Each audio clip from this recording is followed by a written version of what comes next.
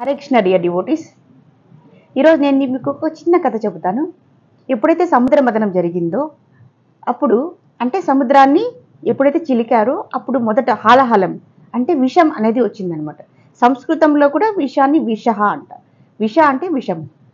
So ఎప్పుడైతే విషం బయట వచ్చిందో దేవతలందరూ వెళ్ళేసి ఏం చేయాలో తెలియక ఆ విషాన్ని శివుడి దగ్గరికి తీసుకెళ్లారనమాట. అప్పుడు శివుడు ఏమీ ఆలోచించకుండా ఆ విషాన్ని తన నోట్లో వేసుకున్నారు.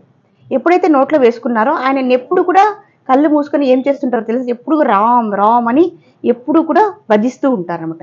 ఎప్పుడైతే ఆ విషం అనేది లోపలికి వెళ్ళిందో రామ అనే మాట లోపల నుంచి హృదయం నుంచి బయటకు వచ్చిందో ఆ విష ప్లస్ రామ కలిసి విశ్రామ అయిందనమాట. అంటే పరిస్థితి చక్కబట్టిందనమాట. ఎప్పుడైతే విషం తీసేసుకున్నారో అందరినీ కూడా ఆ విధంగా కాపాడారనమాట. అలాగే మన జీవితంలో కూడా ఎన్నో పరిస్థితులు ఎదురవుతుంది. ఈ అరిషడ్వర్గాల వల్ల మన మనసులో కామ క్రోధ మోహాల వల్ల మనకు కష్టాలు ఇబ్బందులు వస్తుంటాయి. అలాగే మనకు పక్క వాళ్ళకి మన ఇంట్లో ఉండేటువంటి సంబంధాల వల్ల, అలాగే మనకు సొసైటీలో మిగతా వ్యక్తుల మధ్య ఉండేటువంటి కొట్లాట్లు, యుద్ధాలు, ఇలా అనేక పరిస్థితి, అసూయలు, ద్వేషాలు, పగలు, ఒక ఊరికి ఒక రాష్ట్రానికి ఒక దేశానికి ఇలా దీన్ని కూడా విషంనే అని అంటారు.